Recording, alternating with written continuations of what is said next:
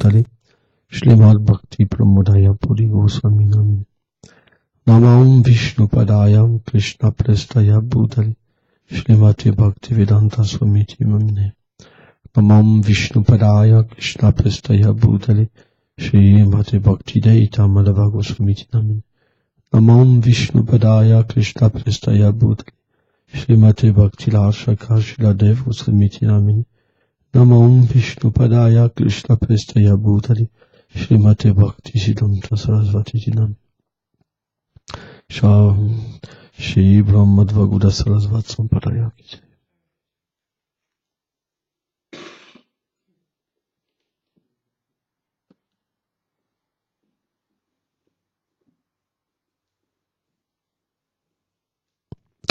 Donc on va lire un chant de Srila Bhaktivinoda Thakur.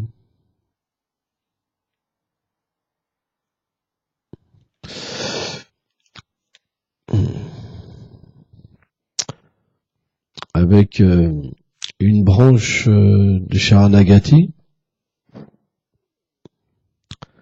Goptrisve Varana. Accepter le Seigneur comme son seul soutien. Chant numéro 2. Mon mental a toujours été empli par l'anxiété de maintenir mon épouse, mes enfants, mon propre corps et les autres membres de ma famille. Je pensais, comment gagnerais-je de l'argent? Comment obtiendrais-je la renommée? Comment arrangerais le mariage de mes filles et de mes fils? Maintenant, en m'abandonnant à toi, j'ai été libéré de toute anxiété. Certainement, tu fourniras tout ce qui est nécessaire pour le maintien, ô Seigneur, de cette famille qui est en réalité la tienne. Me considérant comme ton propre serviteur, tu me maintiendras certainement. En m'engageant dans ton service, je ressens un bonheur immense. Tout ce qui se passe n'a lieu que par ta volonté. Ô Seigneur, les âmes illusionnées dans ce monde déclarent « C'est moi qui suis l'auteur de l'action !» Mais ceci n'est pas la vérité. Qu'est-ce qu'une âme infinitésimale est véritablement capable de faire à moins que toi-même tu n'agisses? L'âme spirituelle ne peut que désirer agir, et son désir ne sera comblé que par ta volonté. Libéré de toute anxiété, je te servirai humblement. Si des calamités surviennent lorsque je sers dans ta demeure, ceci ne sera pas ma responsabilité. Bhaktivinoda renonce ainsi complètement à sa propre indépendance et s'engage dans le service exclusif de tes pieds pareils de lotus comme un dévot dépourvu de toute possession matérielle. Intéressant. C'est vraiment intéressant. C'est que Bhaktivinoda Thakur, parce que c'est difficile de se dire qu'est-ce que ça veut dire que Krishna est mon seul soutien. Qu'est-ce que ça veut dire? Parce qu'on voit que tous ceux qui sont dans une vie de famille, par exemple, dès qu'il manque un petit peu d'argent, à la fin du mois, c'est fighting. Les problèmes commencent. Dès qu'il y a le petit moindre truc, dès qu'il y a le moindre problème, c'est tout un trip, comme on dit. Et s'il y en a un qui est pris par l'angoisse, l'autre devient pris par l'angoisse, l'autre devient pris par l'angoisse, l'autre devient pris par l'angoisse, l'angoisse augmente et encore augmente et encore augmente. C'est le théâtre de la vie de famille qu'on voit dans ce monde. Vrai ou pas? Et quand il y a trop d'angoisse, on se dit qu'est-ce qu'on fait ensemble? Et les jours passent, alors que les gens n'ont qu'une envie, c'est de plus vivre ensemble. Voilà le théâtre de la vie de famille. C'est une réalité. Pourquoi? Parce qu'ultimement, hommes, femmes, enfants vivent pour leur bonheur. Je cherche du bis. je cherche du bonheur. Donc, comme il n'y en a pas, qu'est-ce qui se passe? Frustration. Et on souffre. Pourquoi on souffre? Parce qu'on cherche le bonheur. On souffrirait pas sans ça. Vous comprenez? Parce que vous attendez quelque chose de quelqu'un qui peut pas vous le donner. Donc vous souffrez. Vous êtes fait illusionner par l'illusion. L'énergie illusoire vous fait croire qu'une toute petite âme, elle peut donner le bonheur. Quelqu'un de minuscule, complètement imparfait, il va vous combler. C'est pas possible. Je me rappelle par exemple Nimai Sunda, il faisait des tentatives fausses suicides, des faux suicides, il faisait avant. Hein? Parce qu'il était frustré. Mais il n'avait pas compris. Sa mère n'a pas rien faire pour lui. Son père n'a pas rien faire pour lui. Mais dans sa folie, il disait, ils me comprennent pas. Bien sûr qu'ils peuvent pas te comprendre. C'est pas possible. Ils n'ont pas le pouvoir de satisfaire ce que tu es réellement. Puisque eux-mêmes, ils sont conditionnés par la nature matérielle. Vous comprenez? Par exemple, certains viennent me voir et me disent, ah, il est comme ça. J'ai envie de dire, bah, comment tu veux qu'il soit? Il ne peut pas être autrement. C'est pas le Seigneur suprême. Parce que les gens attendent quelque chose des autres. Et comme tout le monde est imparfait, alors on est frustré. C'est logique, et pourtant on continue. On va refaire la même chose demain. Pourquoi? Parce que c'est le pouvoir de l'énergie illusoire, de nous faire croire qu'on va trouver quelque chose dans une âme dépourvue de qualité. Voilà, l'âme conditionnée dépourvue de qualité, puisque finalement, elle ne peut pas exprimer ses qualités, parce que ces qualités de l'âme, elles peuvent être exprimées que si elle est reliée à la source de l'amour, qui est Krishna. Donc on souffre. Et Bhaktivinoda Thakur, il dit, ah, j'ai compris. J'ai compris. Aujourd'hui, c'est fini. Fini cette situation où je pensais que ma femme était ma femme, que mon mari était mon mari, que mes enfants étaient mes enfants. Fini cette illusion. Fini, je me ferai plus avoir. Maintenant, je comprends que tout appartient, Seigneur. Tout. Mon corps, c'est ton énergie. Mon être même, c'est ton énergie. Ma demeure, c'est ta demeure. Tout est à toi. Et à moins de comprendre ça, tu restes caché, Seigneur. Parce que je veux prendre ta place, ton énergie illusoire me fait voir que tu n'as pas d'existence. Mais quel est ce genre de vie? À quoi sert cette vie? J'ai juste récolté de la souffrance. Et c'est pas fini. Hein.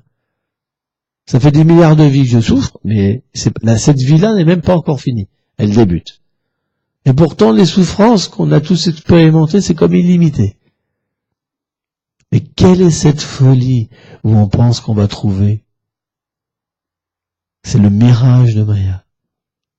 Bien qu'on est dans un désert, et qu'il y a un mirage qui nous apparaît, qu'on essaye de le prendre et disparaît, on continue à essayer de trouver le bonheur avec un jeu vidéo, avec un ceci, avec une guitare, avec une moto, avec une voiture, avec une femme, avec un homme, avec des enfants.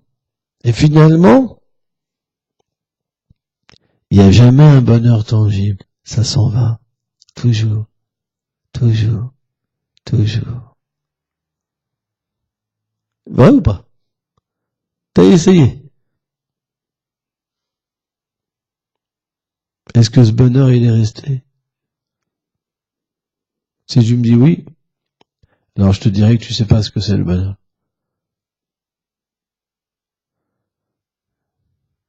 Et je dirais aussi t'es une menteuse. Parce que c'est pas possible. Parce que personne n'a réussi à garder ce bonheur. Même le bonheur matériel, il est tout petit. Mais il dure jamais. Il est comme ce monde, comme ce corps, et il a un début et il a une fin. Et si véritablement on analyse notre vie, est-ce qu'il y a eu plus de bonheur ou plus de malheur?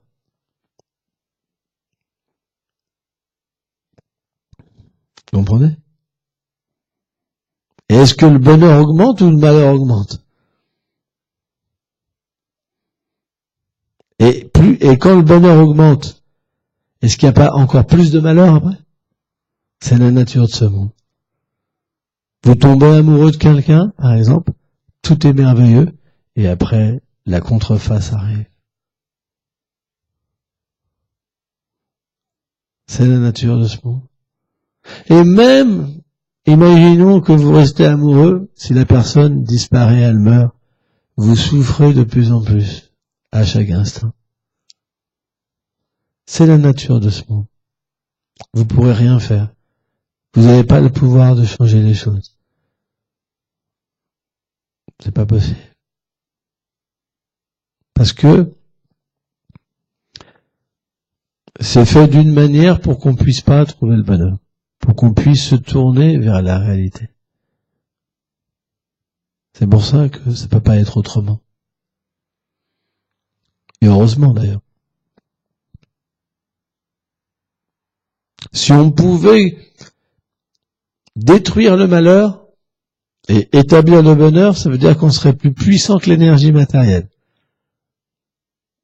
Mais c'est pas possible. L'énergie matérielle, elle est comme illimitée. Pourtant, c'est une petite énergie du Seigneur suprême. Sa domination sur l'univers matériel est petite. Les univers, les milliards d'univers, c'est tout petit. C'est comme un petit nuage dans le ciel spirituel. C'est tout petit. Mais l'âme, elle est infinitésimale. Elle est même dans l'atome, l'âme. Elle est plus petite que l'atome. Elle est dans le cœur de chaque chose. Et le Seigneur est encore plus mystique que l'âme, puisqu'il est dans le cœur de l'âme.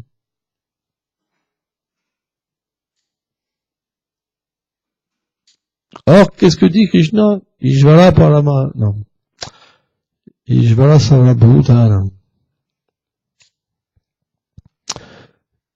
Il dit que c'est lui qui est à l'intérieur de l'être, et c'est lui qui contrôle.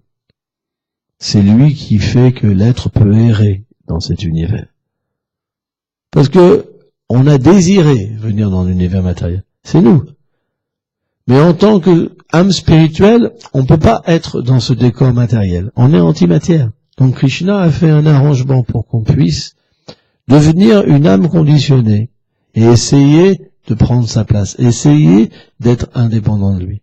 Car il faut l'illusion pour pas voir Dieu. Parce que le Seigneur est dans toute chose. Le Seigneur est toute chose. Tout existe par lui et pour lui. Donc il faut une illusion. C'est ce que les religieux qui comprennent pas cet aspect du Seigneur appellent Satan. Mais en fait, Krishna dit cette énergie illusoire, elle agit sous ma direction. De la même manière, si quelqu'un s'abandonne au Seigneur suprême, cette même énergie, alors elle cesse d'illusionner les gens. Donc elle illusionne tant qu'on veut cette indépendance. Mais cette indépendance, ça veut dire quoi? Anxiété. Tant qu'on ne sera pas abandonné au Seigneur, on sera en anxiété. Parce que le monde transcendantal, Vaikuntha, ça veut dire sans anxiété. Mais dès qu'on quitte notre nature éternelle et qu'on devient recouvert par l'énergie matérielle, la peur se manifeste. La peur du lendemain. Mince, j'avais pas prévu ça. Bon je vais faire comme ça, comme ci. Par exemple, les couples. Regardons un couple. Ce sont les meilleurs amis quand ils s'aiment, tout va bien. On va tout mettre en commun, on s'aime. Ouais, on s'aime. On est vraiment, tu es ma moitié, je suis ta moitié. C'est merveilleux. Merveilleux. Quand je te regarde dans les yeux, alors j'oublie le temps. C'est vrai, le temps passe. La mort va venir bientôt. Et puis, ça dure un temps. Et si la personne change trop en face, et que nous aussi on change trop, qu'on n'a plus grand chose à se dire, on commence à se dire, mince, on a tous les biens en commun, et si ça durerait pas, comment je vais faire? Vous comprenez? Parce que comme on mise sur quelque chose qui n'est pas pur, qui n'est pas abandonné au Seigneur suprême, quelqu'un qui n'est pas abandonné au Seigneur suprême, il n'a pas vraiment de qualité. Il peut vous tromper, parce que il n'a pas de droiture. Quelqu'un qui est abandonné à Dieu, jamais il trompera sa femme ou son mari, parce qu'il sait que ça ne plaira pas au Seigneur suprême, parce qu'il vit pour lui. Quelqu'un qui n'est pas abandonné à Dieu, il n'est pas prêt à faire n'importe quel travail pour maintenir sa famille. C'est une preuve.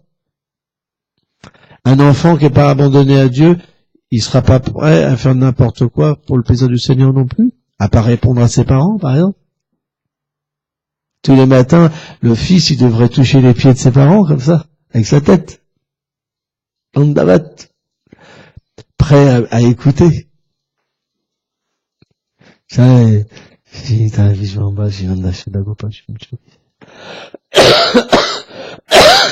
Mais c'est difficile. C'est difficile. Quand on n'est pas abandonné, c'est difficile de vivre tous ensemble. Quand vous n'avez pas cette fonction en vous de vivre pour son plaisir, vous ne pouvez pas tout accepter. Parce que vous vivez pour vous. Vivre pour vous, ça veut dire respect. Vous ne pourrez pas tout accepter. Parce que vous cherchez pour vous. Mais si intérieurement vous êtes abandonné au Seigneur suprême, peu importe ce qui se passe. Puisque la satisfaction et l'objet de votre désir est à l'intérieur de vous. Donc vous pouvez tout faire. De la même manière, Bhaktivinoda Thakur, il explique, il dit que celui qui accepte le Seigneur comme son seul soutien, et parce qu'il est dans le cœur de chaque chose, il n'a plus d'anxiété. Il a juste à s'abandonner au Seigneur.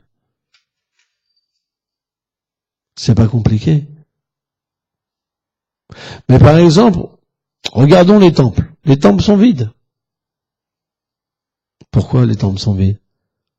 Parce que les gens, ils veulent pas s'abandonner. Ils préfèrent souffrir. Ils souffrent. Tout le monde souffre. Mais c'est pas grave. L'indépendance, c'est quelque chose de très difficile à se défaire. Extrêmement difficile. Bhaunam Jamonte, ça prend des vies illimitées.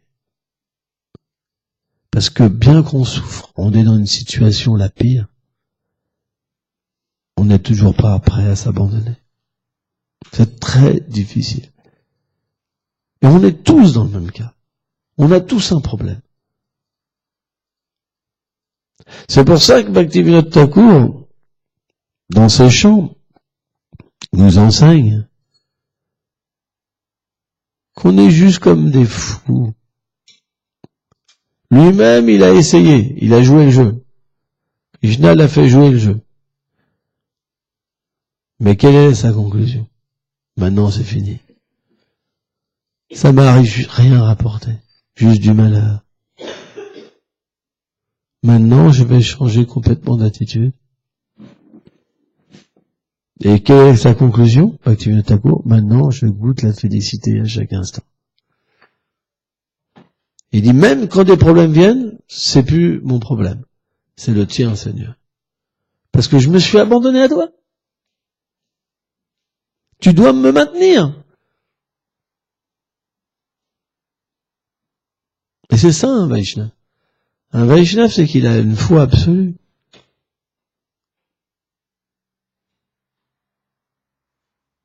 Moi, je me rappelle, il n'y a pas longtemps, on a 2 marchands dans la communauté. Ils sont venus me voir parce qu'ils n'arrivent pas à faire de l'argent. Ils étaient en anxiété.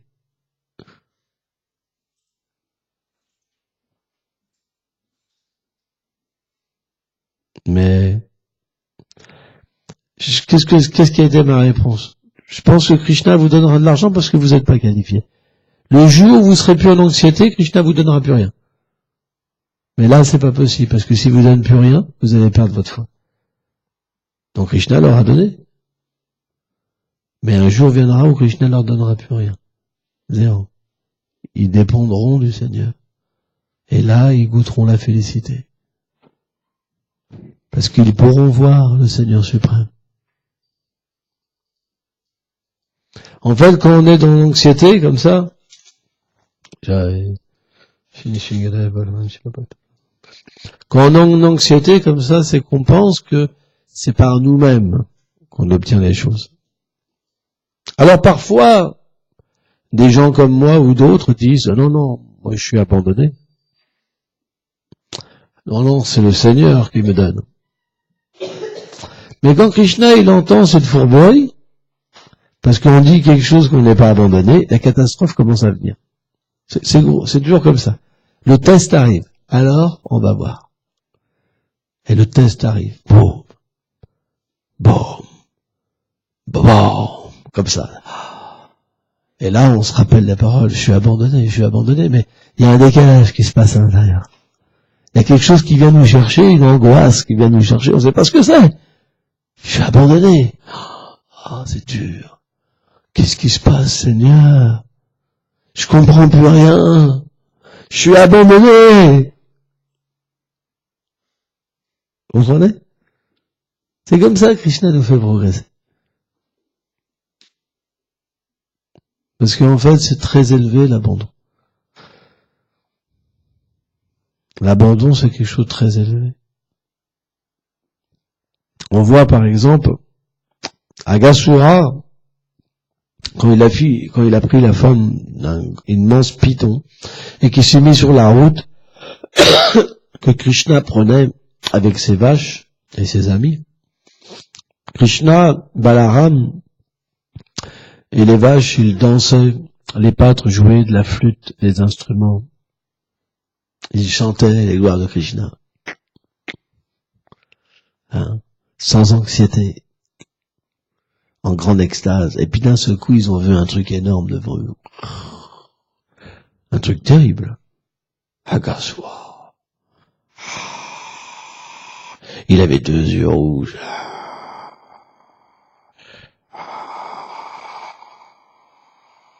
Et là, les pâtres, ils se sont regardés entre eux, ils ont souri, ils ont dit, oh, c'est étrange, c'est pas comme d'habitude.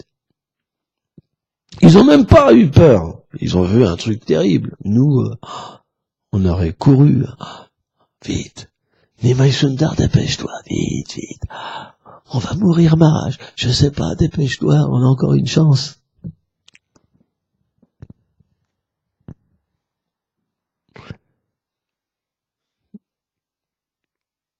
On aurait creusé avec les mains un trou pour rentrer dedans pour se cacher.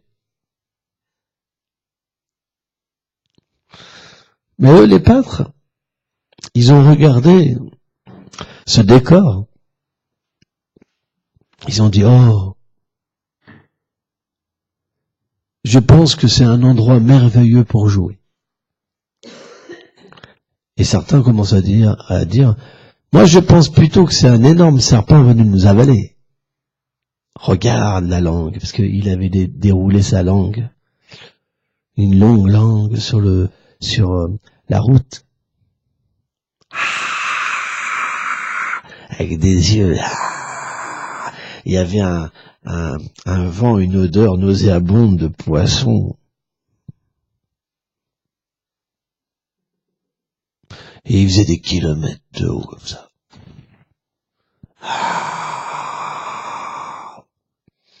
Et Aghasura regardait. Vont-ils rentrer?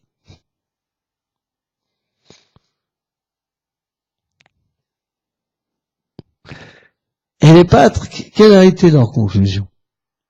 Ils disent, oui, ça a vraiment l'air d'un énorme serpent. Mais ils ont regardé Krishna et Balaram. Mais qu'est-ce qu'on risque? De toute façon, Krishna et Balaram viendront nous sauver. Et ils sont entrés dans la gueule d'Aghasura. Et quand Krishna il a vu ça, les larmes ont coulé de ses yeux. Parce qu'il a vu à quel point ses amis étaient abandonnés à lui. Mais il a dit, maintenant il faut que je les sauve. Et donc il est rentré. Et quand il est rentré à Gasura, on sait après Krishna, il s'est fait plus grand que le plus grand, il a traversé son crâne. Et Agasura, en fait, est resté comme un air de jeu pour les pâtres. Il a séché. Mais c'est ça l'attitude des habitants de Vrindavan. Si Krishna est avec eux, il n'y a pas d'anxiété. Par contre, si un jour Krishna est parti tout seul sur les berges de la Yamuna, et les pâtres sont devenus dans une telle anxiété, ils l'ont cherché partout. Partout ils le cherchaient. Leur vie même était perdue. Partout ils cherchaient Krishna, partout. Et à un moment, Krishna a joué de la flûte. Et là, ils ont pu localiser Krishna et le retrouver. Et qu'est-ce qu'ils ont dit? Ils ont dit, mais où étais-tu parti? Pourquoi étais-tu parti?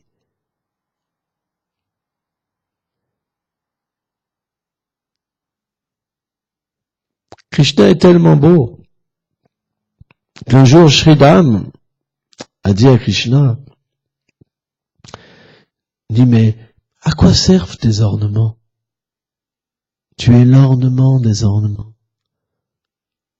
Ton effulgence est tellement belle, ton corps est tellement beau, que à ton souvenir, mon cœur fond. Krishna, véritablement, a le pouvoir de fasciner les êtres. Au point qu'on peut entrer dans la gueule de la mort personnifiée.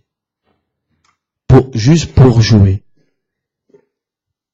C'est pour ça que seuls les dévots du Seigneur, les bhaktas, peuvent marcher sur la mort. C'est une preuve. Tout le monde a peur de la mort. Mais les dévots du Seigneur, pour eux, il n'y a pas de mort. Parce que, à l'intérieur d'eux-mêmes, ils sont déjà situés dans une relation avec Krishna. Peu importe s'ils meurent, peu importe s'ils vivent, ils dépendent de Krishna. Peu importe s'ils ont une belle nourriture, peu importe s'ils ont une belle maison avec des grandes fenêtres ou des petites fenêtres, peu importe si le mari reste ou si le mari part, parce que leur vie, c'est le plaisir de Krishna. Ils maintiennent les choses pour le plaisir de Krishna. Quand les choses disparaissent, pour eux, il n'y a pas de perte. Quand les choses restent, pour eux, il n'y a pas de gain. Parce que leur vie, elle est sur un autre plan. À moins d'accepter une vie comme ça, on ne peut pas arrêter de souffrir. Qu'est-ce que vous cherchez? Qu'est-ce qu'on cherche? La félicité? Mais qu'est-ce qu'on récolte? Pourquoi? Parce qu'on n'est pas abandonné. Parce qu'on pense qu'on fait les choses bien. Mais quand le test vient, on remet tout en question. Comment ça se fait que ça m'arrive? Comment ça se fait que ça m'arrive? Mais on devrait plutôt se dire, est-ce que j'ai vécu ma vie pour lui? Ou je me suis servi de lui pour vivre mieux?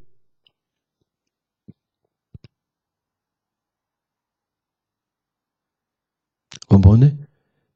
Est-ce que Krishna va venir avec nous vivre avec une mentalité comme ça? Est-ce que là où on vit en ce moment, Krishna il serait heureux? Est-ce que vous êtes heureux? Je pose la question. T'amènerais Krishna dans cette situation? Ou toi? Qui oserait amener Krishna dans cette situation en ce moment? Est-ce que vraiment, si on aimait quelqu'un du plus profond de notre cœur, parce qu'on ne sait pas ce que c'est l'amour, Est-ce qu'on pourrait amener quelqu'un dans cette situation? Non. On ferait une grande fête. On ferait une maison merveilleuse, avec des fleurs partout, avec des gâteaux partout, avec des chants, avec ceci. On ne pourrait pas vivre dans la situation où on est. Elle est terrible, notre situation. Ça pue chez nous. Ça pue l'anxiété, la mort, l'égoïsme, la colère, l'envie. Ça pue. Mais pourquoi on vit dans cette situation-là? Parce que on n'est pas abandonné. Parce que si Krishna nous faisait voir un tout petit peu son visage, mais on changerait de vie tout de suite. Ça serait la fête. Ah, il faut que ça, il faut ça, il faut ci, il faut ça. C'est ça Krishna, vous comprenez?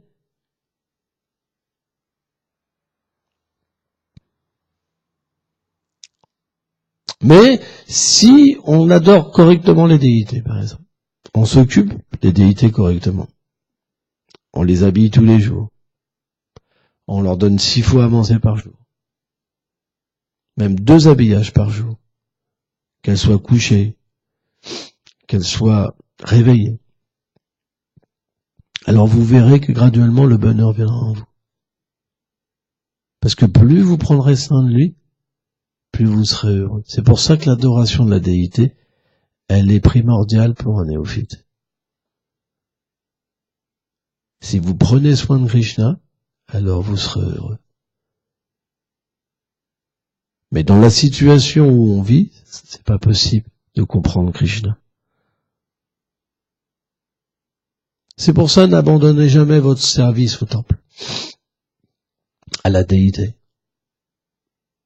Parce que c'est la seule manière qu'on a pour véritablement prouver notre amour au Seigneur suprême. Quel moyen nous est donné dans ça? C'est difficile. C'est pour ça que les gens qui comprennent pas la déité, ils pensent que c'est de l'idolâtrie. Mais la déité est complètement transcendantale. Le Seigneur explique lui-même dans le Srimad Bhagavatam la position de la déité. Parce que c'est lui qui vient sous cette forme-là, pour accepter le service de ses dévots. De la même manière, quand on n'est plus qualifié, qu'on devient pur, on est dans un univers particulier où Krishna se divertit. Mais quand on n'a pas encore cette qualification, Krishna vient sous la forme de la déité pour nous engager dans ces divertissements. C'est pour ça que Bhaktivinoda Thakur dit là où il n'y a pas l'adoration de la déité, la religion est matérielle. Parce que les gens n'ont que des désirs matériels. Mais quand vous avez la déité, vous pouvez penser, ah, je vais l'habiller comme ça, je vais faire tel arrangement. C'est ça la bhakti. Les dévots, ils vivent à 500 mètres, ils viennent jamais voir la déité. Et après, ils n'ont pas de goût, et après, ils ont des problèmes. C'est normal. Vous voyez tous ces dévots qui viennent jamais voir adorer Krishna, ils tombent. Tous. Tous. Ils perdent le goût. Parce que Krishna vient, exprès pour eux, mais ils n'acceptent pas que Krishna est dans la déité, qu'il est la déité. Ils n'acceptent pas. Ils n'acceptent pas que la demeure du Seigneur est le Dham. C'est pour ça qu'ils viennent pas. Ils prennent la demeure du Seigneur pour un lieu ordinaire. Sans ça, ils viendraient. Si vous allez en Inde, les mémés font des kilomètres à pied tous les jours pour prendre darshan du Seigneur suprême. Ils font même des fois 8 heures la queue pour avoir darshan de 30 secondes. Mais les gens en Occident, ils habitent à 500 mètres, à 5 minutes, à une demi-heure, à 3/4 d'heure, ils ont même une voiture. Ils viennent pas. C'est ça la différence. Parce qu'il y a un manque de sukriti. Quand il n'y a pas d'activité pieuse, on ne ressent pas le besoin. Mais il faut voir comment ils s'ouvrent en plus. Ceux qui agissent comme ça. Ils sont dans un océan de souffrance, mais ils sont insensibles à la miséricorde du Seigneur suprême. Et le pire, c'est quand vous leur demandez du service, un tout petit peu trop, ils se mettent en colère. Qui n'est pas comme ça? Qui n'est pas comme ça?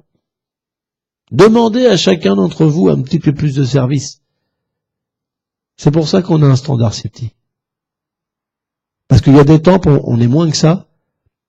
Et je peux vous dire qu'il y a triple de standards de déité. Parce qu'il y a la bhakti. et les dévots sont en bliss. Mais nous, on est tellement déchus, on pense tellement à nous, qu'à nous, que Krishna a fait un tellement petit standard. Mais c'est la vérité. Si on devait faire un standard véritable, je ne sais même pas si vous serez là aujourd'hui. Vous penserez simplement que le temple c'est l'enfer parce que vous n'avez pas de goût pour la bhakti. Parce que quand il faut faire un service, au lieu de prendre du repos, de se gratifier, alors on fait la tête. Et c'est une réalité. Parce qu'il faut de l'avancement. Il faut être comme Bhaktivinoda Thakur. Quand vous vivrez pour Krishna, Krishna vivra pour vous. Et on sera heureux d'adorer Krishna. Parce que quand on adore Krishna, on se sent bien, naturellement. Qui n'a pas cette expérience-là? À part un fourbe. À part un asura. Quelqu'un qui ne veut pas être un serviteur, mais quelqu'un qui veut être un maître. Quelqu'un qui veut être un maître, il déteste adorer la déité. Il déteste voir la déité. Quand il entend même festival, c'est encore un festival. Mais c'est vrai, c'est les asuras qui pensent comme ça.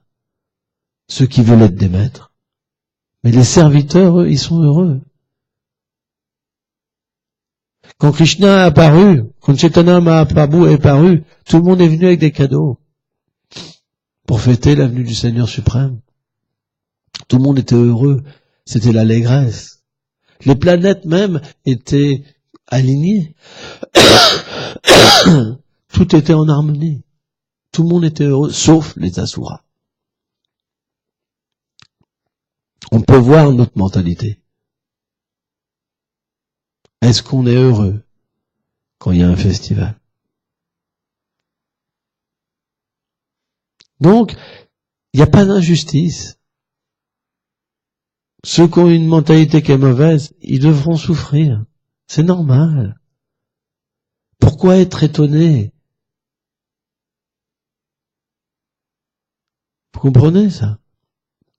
Mais si vous allez vers la bonne mentalité, la mentalité dévotionnelle, alors, graduellement, tout sera remplacé à l'intérieur de vous. Et un jour, vous ne connaîtrez plus l'anxiété. Parce que vous comprendrez que Krishna, de toute façon, vous maintient. Il vous donnera l'intelligence, il vous donnera tout pour réussir. À retourner à lui, pas à faire de l'argent. Mais à retourner à lui. Ça viendra. Parfois, les dévots, ils pleurent parce qu'ils sont dans une situation qui est misérable. Mais nous sommes mis dans cette situation. Rappelez-vous, combien de fois on aurait pu servir Krishna? Combien de fois on a préféré aller voir famille, ceci, cela? Qu'est-ce que ça nous a apporté? On pensait qu'en satisfaisant des êtres insignifiants, qu'on allait pouvoir arrêter l'anxiété. Et on a encore plus d'anxiété aujourd'hui. Vrai ou pas? On a tous été comme ça. Parce que comme on voit pas le Seigneur suprême, on a peur, on est en anxiété de se faire juger, on est en anxiété que la police vienne, on est en anxiété ceci, cela. On vit dans la peur. Tous les gens qui sont autour de nous, ils nous donnent de la peur. C'est ça le matérialisme. Le matérialisme, au lieu de vous libérer, les gens, au lieu de vous aider à vous libérer, ils vous emprisonnent avec leurs sentiments, avec leur attachement. Si tu viens pas, tu verras. C'est pas normal. J'ai fait ça pour toi. Mais, si on a abandonné au Seigneur suprême, naturellement, premièrement, on ne sait pas que les choses ne se passent pas, mais elles se passent avec l'harmonie. De toute façon, plus Krishna apparaîtra dans votre cœur, plus un matérialiste, il voudra moins en moins vous voir. Ça se fera tout seul. Ah, moi je vous le dis. Ah, moi, c'est mon expérience. Hein.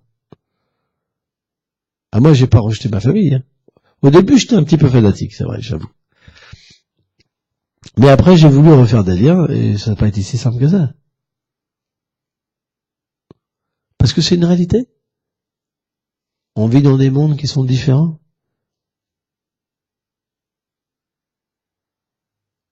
Quand vous allez dans un monde où il y a la peur, où il y a l'anxiété, vous voyez tout le monde souffrir, parce que les gens veulent pas la vérité.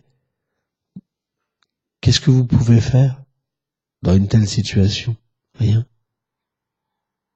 Ça vous donne simplement envie que d'une chose, c'est d'aller toujours plus loin vers la vérité. C'est comme une glace. Vous voyez que vous êtes dans la réalité. Et bien que tous y souffrent, et qui sont dans une situation terrible finalement, parce que l'ignorance ne permet pas d'être heureux. Elle nous permet de penser que la souffrance, c'est le bonheur.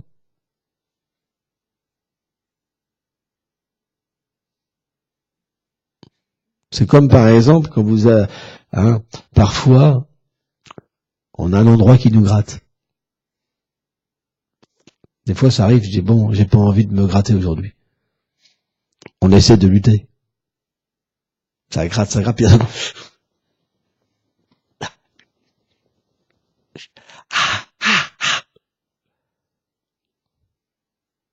La vie sexuelle, c'est la même chose. C'est comme une démangeaison.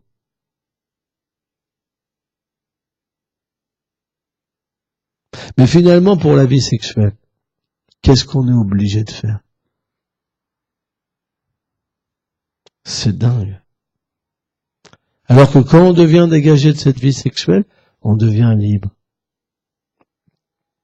On devient libéré d'être attiré. Vous comprenez? La liberté de plus être attiré par des beaux biscottos, par des seins, par des hanches qui déambulent comme ça, par un beau sourire, par ceci, par cela. On devient libre. Et quand vous êtes libre, qu'est-ce qui se passe? Alors les gens deviennent aussi libres. Parce que vous les libérez. Parce que dans ce monde, c'est qu'une cause d'attraction. Tout le monde s'attracte. Même les gens mariés s'attractent entre eux. Parce que vous ne pouvez pas faire autrement. C'est l'énergie matérielle. Il n'y a pas de chasteté véritablement. C'est très difficile. Mais quand vous êtes abandonné au Seigneur, vous vous libérez de la vie sexuelle. Alors les gens, ils trouvent ça vraiment incroyable. Ça les attire, mais ça les libère. C'est ça le pouvoir du Seigneur suprême. C'est que si on développe l'abandon, les qualités divines, alors on pourra naturellement donner ces qualités aux êtres. Mais sans ça, c'est pas possible. Si vous essayez de trouver une solution avec des gens qui sont eux-mêmes enchaînés, que vous arrivez avec vos chaînes, et que vous allez rencontrer des gens qui ont des chaînes, ils pourront pas vous libérer. Qui n'a pas fait ça? Dans des moments où ça allait pas. Moi j'ai vu, tous les dévots font ça. Mais quelle est leur réalisation quand ils arrivent dans un lieu où tout le monde a des chaînes? Pas aucun peut faire quelque chose pour eux. Mais par contre, si vous allez rencontrer quelqu'un qui a plus de chaîne, vous verrez tout de suite la différence. Parce que quand il va vous parler, vous allez sentir que vos chaînes s'en vont tout de suite. Et ouais. Alors c'est pas facile. Parce que la vérité, elle est tranchante. Et pourtant, c'est ce qu'on veut. On veut qu'on nous coupe les chaînes. On veut pas quelque chose de doux, quelqu'un qui nous fait un beau massage en disant, mais tu vois, tu sens plus tes chaînes maintenant. Ah ouais? Bah, mais non, tu les sens plus. Un gros boulet, c'est de 20 kilos. Mais non, je t'ai fait un petit massage, là. Cool, cool. Vas-y, relaxe-toi. Tu peux au moins tourner autour du poids, toi, t'es libre. T'es libre. Profite, là, profite. T'as 2 mètres carrés, profite. Il faut pas que t'essayes de tirer. C'est pas comme ça. Mais si tu tournes autour, comme ça, t'es libéré. Il y a des tels tricheurs. Il y en a plein, des tricheurs spirituels, tout ça. Mais le sadhu, lui, il a des coupes, énormes coupes. Vous le voyez, oh, il va me couper ma chaîne, mes attachements. Non, je veux pas. Attachement à mes enfants, attachement ceci, attachement... Oh, mes attachements, oh. On veut pas. C'est avec une grosse pince, c'est... Viens. Alors on va voir le tricheur. Il dit, oh, ça va pas. Ah, ça va pas. Ah oui, je comprends. C'est notre situation. On a peur d'aller voir quelqu'un qui peut nous aider. Pire même, si on va le voir, on y va comme un hypocrite, parce que de toute façon, on ne prendra pas le bon conseil, on ne prend pas la parole et on dit en plus ça marche pas. Vous comprenez? Donc c'est pour ça, c'est nous le problème. Mais si on étudie Bhaktivinoda Thakur, on pourra ouvrir les yeux et acquérir la bonne attitude. En chantant le nom du Seigneur suprême correctement, avec la bonne attitude, en étant abandonné au Vaishnava, au maître spirituel, au Shastra. Et un jour, alors, on verra que, dans un premier temps, on sera peut-être pas complètement libéré, mais on verra que la chaîne va s'allonger. Ça veut dire qu'au départ, on a juste 2 mètres. Et puis on va voir qu'on a une chaîne de plus en plus grande. Krishna va nous faire voir que plus on s'abandonne à lui, et plus ça devient facile. Et à un moment, on va vouloir qu'il coupe la chaîne. Et alors on pourra entrer dans sa demeure. On obtiendra un corps transcendantal. Mais c'est graduel. Au début, on veut encore l'indépendance, mais avec un peu plus de chaîne. On veut un plus grand périmètre. On comprend que c'est notre intérêt de nous abandonner, mais il reste quelque chose. Et puis un jour, on réalisera qu'on veut 100%. On veut simplement lui appartenir. Et là, on sera heureux à jamais. Merci beaucoup.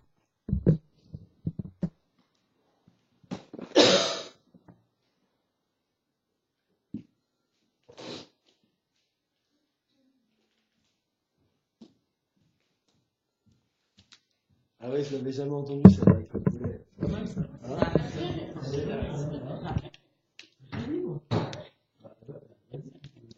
C'est ça, le spiritualisme. Ils vont vous faire croire que vous êtes Dieu. Même vous faire croire que vous êtes Dieu. Alors vous avez un gros boulet, vous pouvez juste tourner autour. Parce que les autres, qui ont moins d'intelligence, ils n'ont même pas l'intelligence de tourner autour. Ils ont juste un périmètre plus petit, à cause de leur ignorance. Tu vois, c'est comme l'animal. Avec les spiritualistes, ils découvrent qu'ils peuvent tourner en rond. C'est génial. Je suis libre.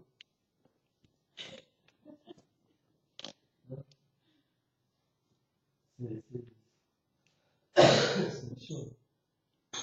Et nous, on veut plus de temps.